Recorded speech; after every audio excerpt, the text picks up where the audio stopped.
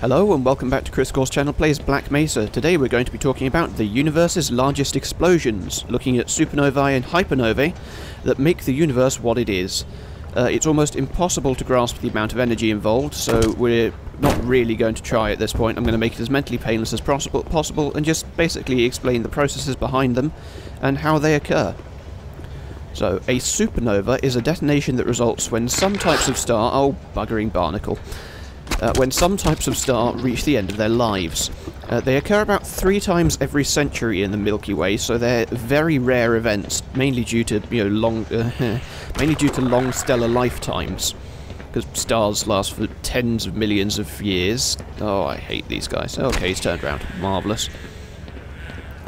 Supernovae are a major contributor to the structure of the universe, because basically they fuse the very heaviest elements that we require. Elements above iron aren't fused in normal stars, so any heavier element than iron was effectively created in a supernova. And lots of lighter ones as well, because there are some fairly complex fusion and fission photodisintegration processes at the end. But yeah, there are 2 major types of supernovae, one resulting from massive stars dying, and the other from actually quite small stars dying, and they're both relatively similar in power. Oh, I got a gun. That's nice. That guy moved. Hello? Yeah, I'm going to move away and shoot him. No, okay, he's dead. Fine. Onwards. Starting at the small end of the supernova spectrum, a Type 1a supernova occurs in a binary system which has at least one small, dense white dwarf. Now, white dwarfs are mostly carbon and oxygen, as all the lighter elements fused, but the star isn't hot enough to continue fusing carbon and oxygen, so they sit around. Okay, I'm not sure how to turn this off. Not sure where that gas is coming out from either. No, not that, not that. Okay, let's go back down there and see what's around. But yeah, they're basically just a massive hot ball of plasma made of carbon and oxygen. There's no active fusion occurring, as I said in the last video. But the gravity of this really dense star starts to accrete or collect matter from its neighbouring star over time. Ah, there's a valve. I don't want to go in here when there are explosive barrels around, so... Throw. Flee! Wait for it. 1 down. Hey, flaming leg. 2 down. There we go. That really is a flaming leg. Right, let's go shut that off, and then we can move on.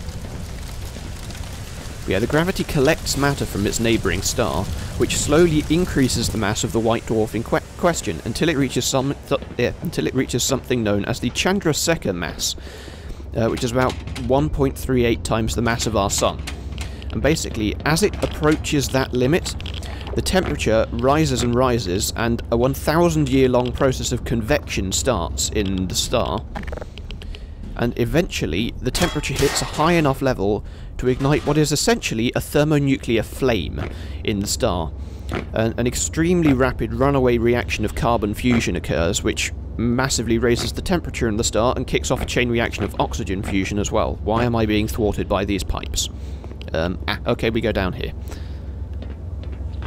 But the internal temperature of the star then hits billions of degrees, and it detonates, effectively, releasing about 10 to the power of 44 joules of energy, which is, as I said, incomprehensible. And pretty much all of the matter in the star is ejected outwards at around 6% of the speed of light, and the entire star simply ceases to be. Farewell, Candair. Yeah, the star ceases to be. It is gone. It is a cloud of, gas expanding really rapidly in space. That's it. Oh, and a really massive blaze of radiation. Let's go down. Why'd I go down? No, I missed my jump. Bastard. And, yeah, let's load. There's no point trying to get back up there. It's quicker to load. There we go. We're back. This is why saving is a good thing. Yes. The other main category of supernova occurs when an extremely massive star ends its life, when that star is between about 8 to 50 times the mass of our Sun. So yeah, it's a large... Holy... Bugger. Every time. Every bloody time. Hello. No. No. Stupid zombies. Why are you just standing there? Useless creatures, you're never going to take over the world at that rate, he says. Yeah, these stars between 8 to 50 solar masses have a fairly complex category naming, which is based on the presence of certain spectral lines, and I'm not going to go into detail about the naming. You can read about it in the description if you want to. But basically, they form into onion-like layers burning hydrogen on the outside, then helium, carbon, neon, oxygen, silicon, and finally iron starts to build up at the core of the star. And that won't fuse because you can't produce any net energy fusing iron. That doesn't work at all, because it actually requires energy to fuse, unlike the lighter elements. So that just sits there and builds up. Yeah, basically they start off burning hydrogen only like a normal star, and after about 10 million years, when that runs out, the star starts to collapse in on itself, which heats it up until it's hot enough to fuse helium together. And that energy stops the collapse, and the process repeats and repeats and repeats, and starts to form all of those layers of different elements being fused. And each of these fusion phases lasts less time, to the point where silicon fusing into iron at the end actually lasts less than a week, in comparison with 10 million years for hydrogen into helium at the beginning. So, yeah, the last processes are really rapid. Okay, this can only go well. Actually, it did go well. I'm genuinely quite surprised. What's that? Is that... No, it's not a barnacle. It's a wire. Is it sparking? It's not. We're fine. I'm always suspicious when the game seems to go quite well. What's that can? What is... Is that Linux? I think it is. Yep, that is Linux Cola. Kapow! No more Linux for you. I have nothing against Linux apart from the fact it won't run games. But yes, this iron core that builds up at the centre, as I said, can't be fused, so it grows and grows and grows, and is under absurd pressure from the gravity of the star. And as it's not fusing, there's no internal heat in this iron core. It's being supported only by what's known as electron degeneracy pressure. Right, and if that's quite difficult to explain and is fairly complicated, but basically there are a limited number of slots around atoms that electrons can exist in, because two electrons can't physically occupy the same one of these slots, and that exerts a force outwards. It's the same kind of thing as trying to compress marbles into a jar. You can't push them any closer together because two marbles can't occupy the same space, and there's a resistive force when you push down on them. It's conceptually the same thing, though kind of more complicated in the quantum physics-y kind of way. Okay, we're underwater. Why do I get the impression this stream of water is not hygienic to be swimming in? It's probably because it's brown and full of shit. Literally, actually. Ooh, that looks mincy. Do I want to go into there? I don't think I do. Flee. Flee to the surface. There we are. No, up the ladder, Freeman. Freeman. There we are. Right. But yes, this degeneracy pressure can support a large amount, however there's a limit to how much force it can exert outwards, and eventually this is overcome, and it becomes energetically favourable for electrons to combine with protons and form neutrons. Watch your step. I will, as I walk into this water. Okay, not there. Down here, and this way, and up again, because I'm about to suffocate quite dramatically. Right, where the hell are we? We're here! That's not helpful. I don't know where here is. Oh, blimey, that's fast. Right, swim back. Okay, ladder. Yes, ladder. Let's go up there. Right. Yeah, there's a limit to this, and once it hits what's called the Chandrasekhar limit, which is where this lump of iron at the middle is 1.4 times the mass of the Sun. That's not the star, that's just... It's a ball of iron 1.4 times the mass of our entire Sun. Yeah, and when it hits that point, this pressure can no longer sustain it, and the core catastrophically collapses in on itself. I mean, it falls in at up to a quarter of the speed of the light. And the rest of the star around it starts to fall in slower than that, but starts to fall in around it as well. And I have no idea where I'm going. Okay, maybe we have to go around one of these sides. Can we get down? No, that's fenced off. Okay, what about the other... Ah, that looks promising. Let's try going around there. Hey, that's really strong, that current. Ooh, mind the spinny thing. Mind the spinny thing. Okay, fine. We found the fiery bit we saw earlier. Excellent. Let's drop under here. And I don't particularly want to go into what looks like a mincer down there. But I don't see any other choice, so maybe we can go under it. Yes we can, we're under. Okay, we are fine. And Gordon Freeman is out to the surface. There we are, after being stuck on something for being a numpty. But yes, as this massive collapse is going, a huge quantity of radiation is released in the core collapse. The exact mechanisms behind it are really complex. They're very fascinating, you should read up on them, but they're a bit complex to include in this video, both for time and for confusing the shit out of people reasons. But basically it results in a massive release of gamma rays and various types of neutrinos, electron capture neutrinos, thermal neutrinos, and all that kind of stuff through the various collapse phases.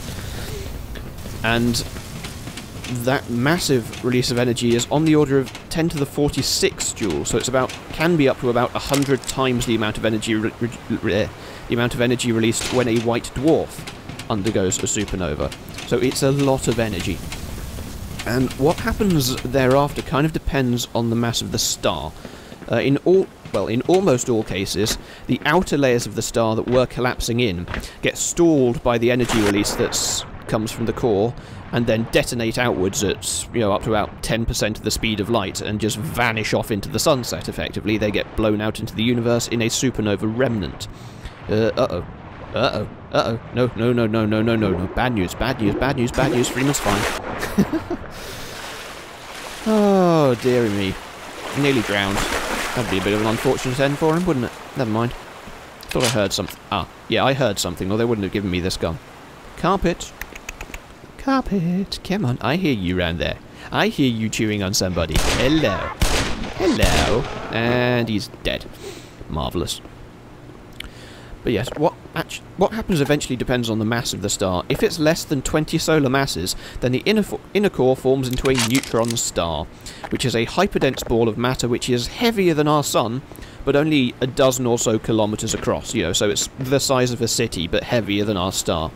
It's an insanely dense phase of matter that's supported by neutron degeneracy pressure, which is like the electron degeneracy pressure I described earlier, but works for neutrons instead of electrons, and is much stronger.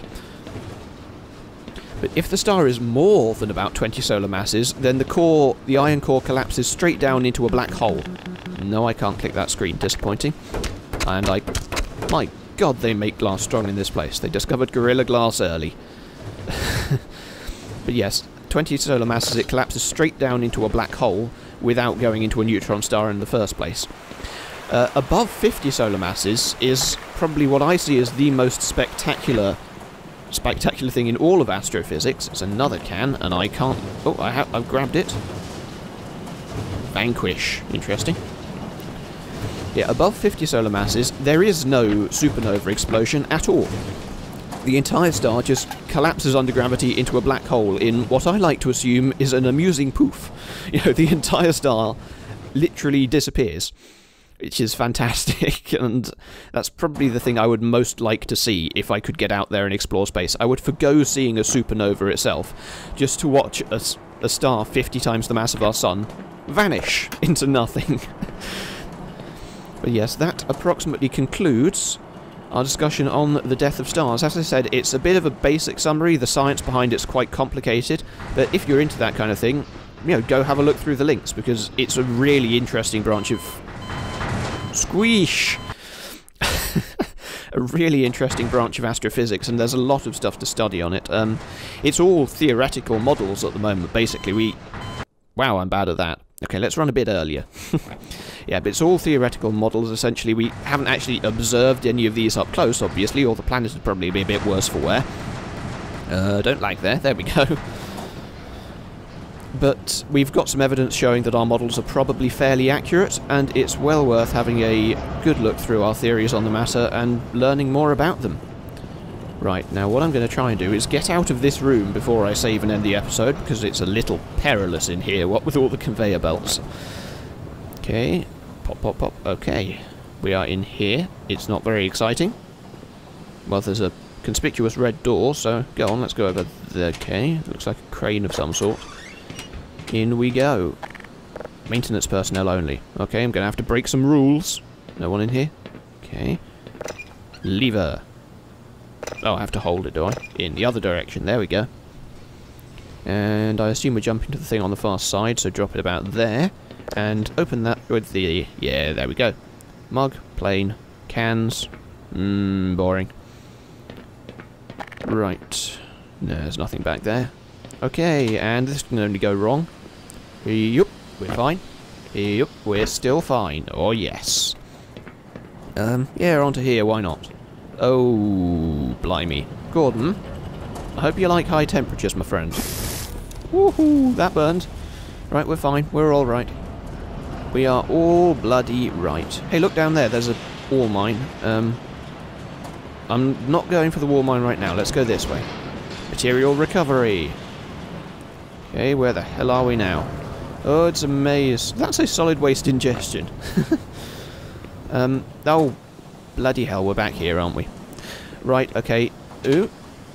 Well, that's probably a decent place to stop. I will try and find my way out of this area next time. Thank you very much for watching. I hope to see you then, and farewell.